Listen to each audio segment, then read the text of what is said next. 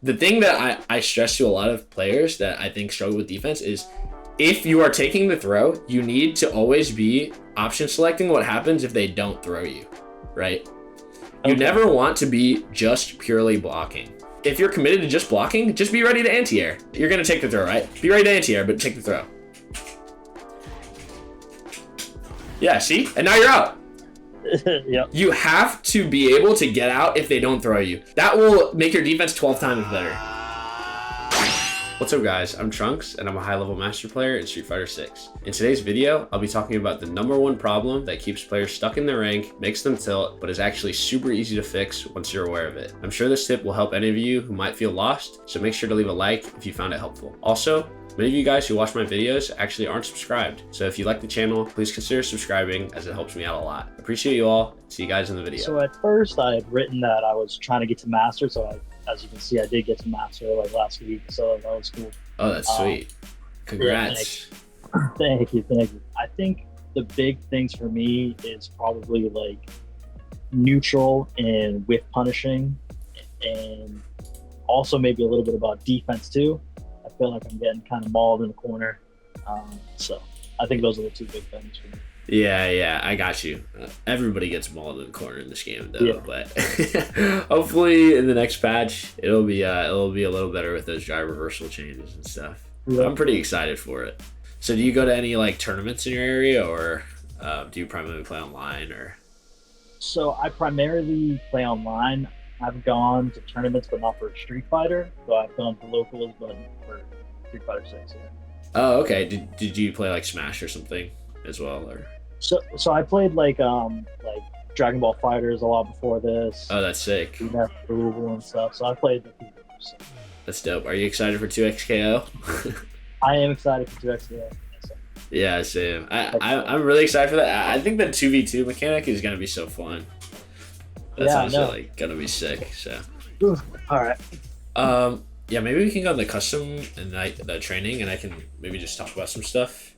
I think the two things that you had mentioned, and also I think I want to talk about, is neutral and defense. I think you like started to catch on like the further we got into the set. So like a player like me, my plan is usually like to see how the opponent likes to play, right? In our first game, I was like I just stood like outside of your range, just outside of your range, and I wanted to see what you would try to do. And I noticed that you like to press buttons a lot when I'm a little bit outside of your range, you know? My plan was like, I'm just gonna sit right here, and if he presses anything, I'm just gonna whiff punish, right? You were a little bit too pressy with buttons that would whiff. Do you like kind of have a plan for like when somebody's standing like just outside of your range for like the buttons you like to press? Yeah, like I noticed you like to press stand heavy punch a lot. Yeah, that's obviously like, yeah, that's definitely my favorite. And that one, yeah, those two. I noticed you press those a lot. Definitely. So basically, I thought, yeah, like for me, I was like, oh, I want to stand like just outside of that range and see if he whiffs it, and then if he whiffs it, I'm gonna punish. And I noticed like you like to walk back. I don't think there was actually a single time in the set where you walked forward. Maybe I could be wrong. You probably walked forward a little bit, but you usually like to just walk back and press those buttons. Yeah. You know, I do not do a lot of walk forward at all. I think it's one of the weaknesses in my game. I think that style you have has a place, right? Like pressing buttons when you're like outside of their range, that will catch a lot of people who like don't have good spacing and will like walk into the space or like drive rush or something, you know? Mm-hmm. Have you seen like the video where I talk about the 3 rotational styles of neutral? Yeah. It's like basically preemptive whiff punishing and like going in with like a walk forward or a dash or a drive rush. And like I think that you were like pretty locked into the style of like being preemptive, you know?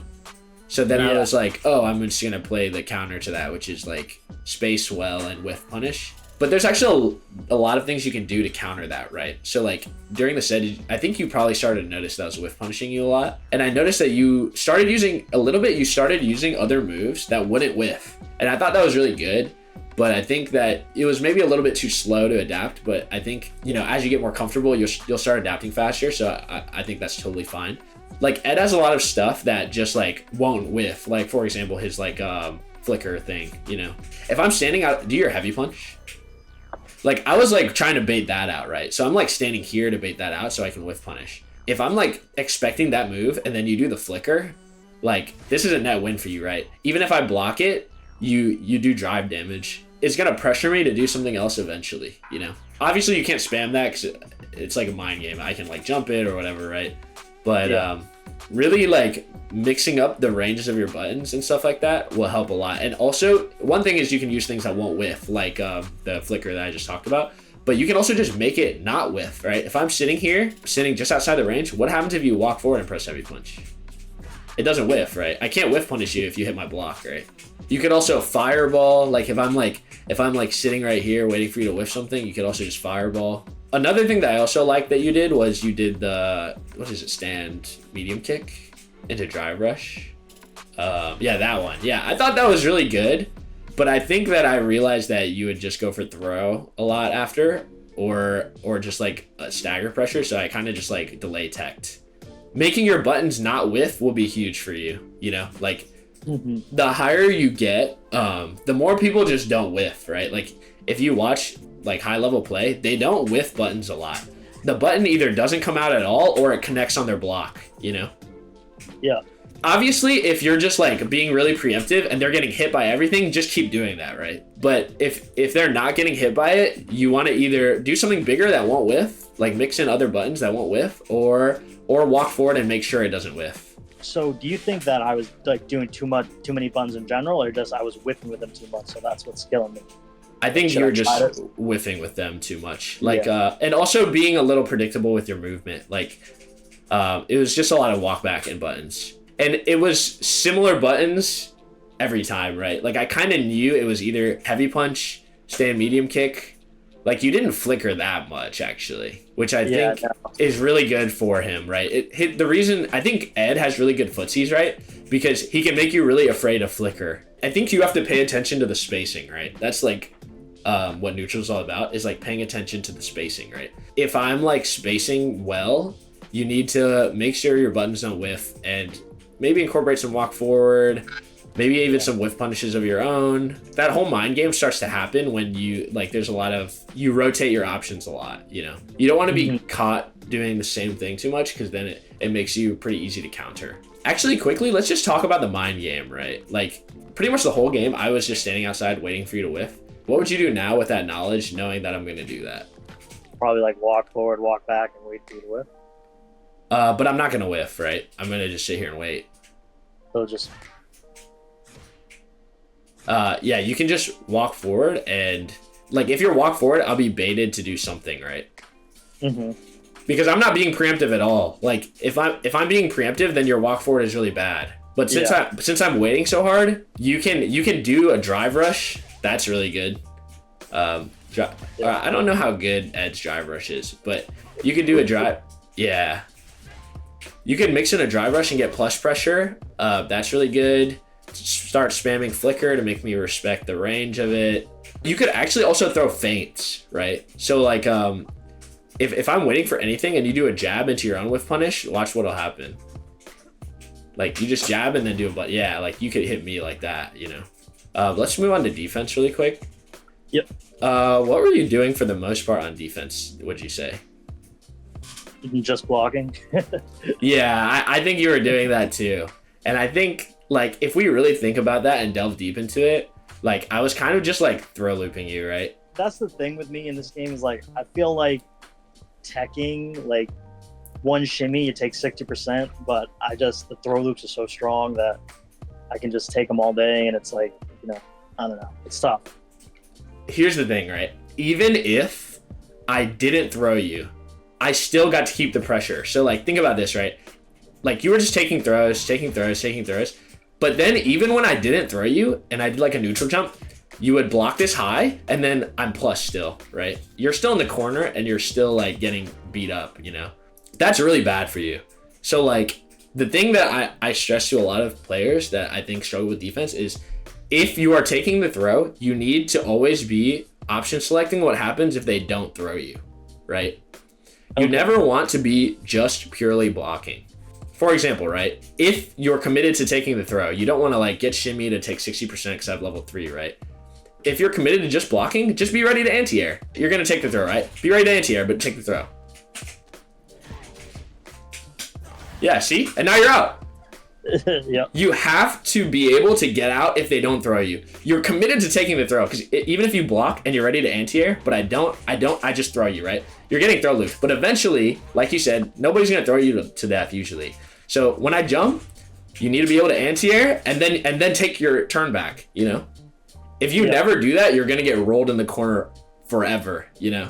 Pretty much, there's only two things you need to do, realistically, universally, right? If somebody's neutral jumping a lot to shimmy you, you need to be ready to anti-air like you just did. The other thing is you need to be ready to delay button. Jury's throw loop, I have to backdash to get a shimmy, right? So like do a tech. I have to backdash to get a shimmy, right? I can't like walk back because I'm so close. Like a lot of times if I walk back and you do something, yeah, so you can still throw me. And for most characters, even if they do have a throw loop where they can shimmy, they'll get hit by your delay button anyways. So do a wake up, delay, low forward, and then watch what happens. So you're taking the throw, you're doing a delay, low forward. Watch what happens when I shimmy. And then you do that into drive rush, and you just carry me to mid screen, right? So let's do that again. And now you're out. You're not in the corner anymore, right? Yep. So like when you're committed to taking the throw, always be ready for what they do if they don't throw you, because that's the only way you're going to get out. You will never get out if you just block. Yeah, I think that's the only thing that your defense needs. I think that taking the throw is a great option, but that's where a lot of people go wrong, and why people always like complain about throw loops is they're not ready for what happens after you throw. And I think that your plan is great. You just need to incorporate either the wait for the anti-air or delay low forward. Honestly, I always default to delay low forward first because most people walk back shimmy instead of neutral jump shimmy, but it's player dependent, right? So you think it's fine just to block it? Like you don't think I should be like delay teching more? I almost never delay tech, I'll be honest. I think it has its place. I think it definitely is good. I think you should use it. Like, do you not do it just because it's bad risk reward, or do you not do it because you like are uncomfortable doing it? I would say a little bit of both.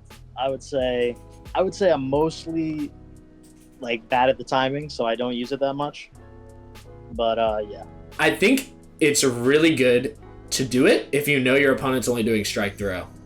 That's when you should use it. But I think that your plan is good because it's so risky against an opponent where you have no information, right? Like we had never played before today, right? If you're playing against somebody you have no information, it's better to default to the lowest risk option, right?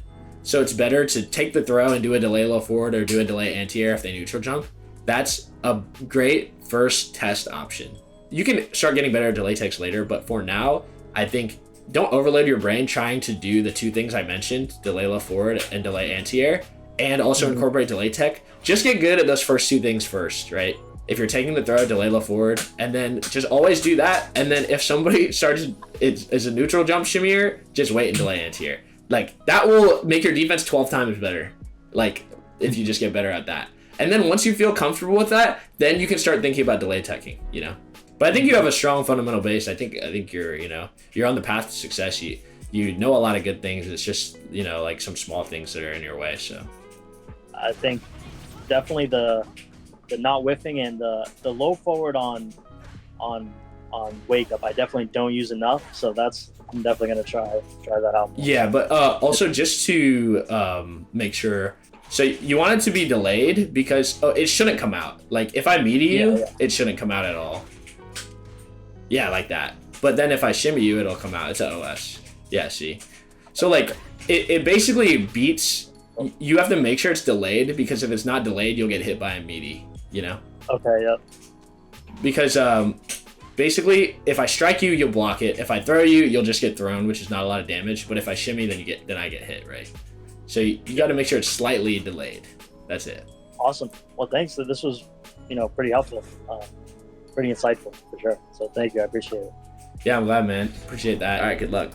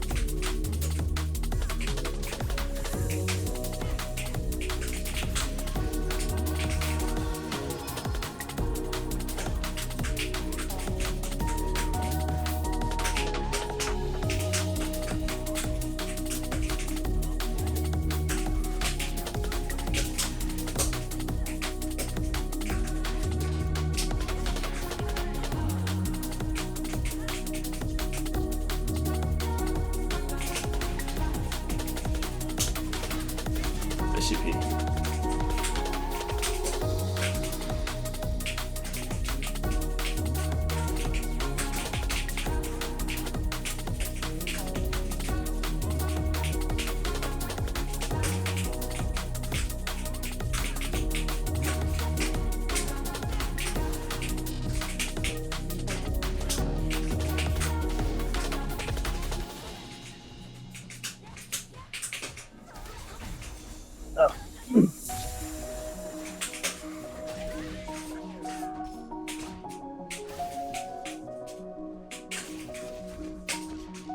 Nice.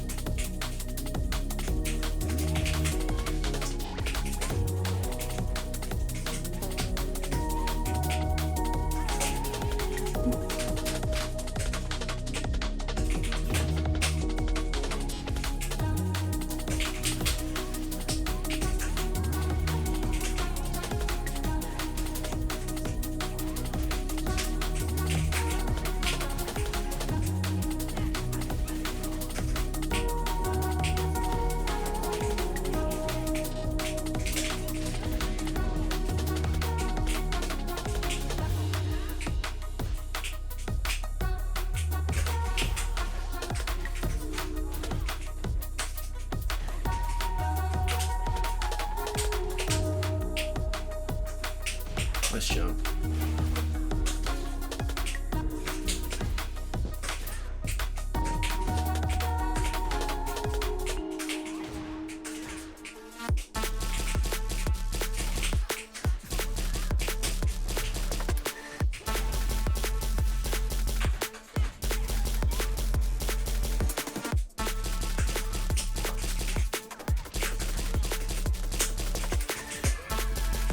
Nice match.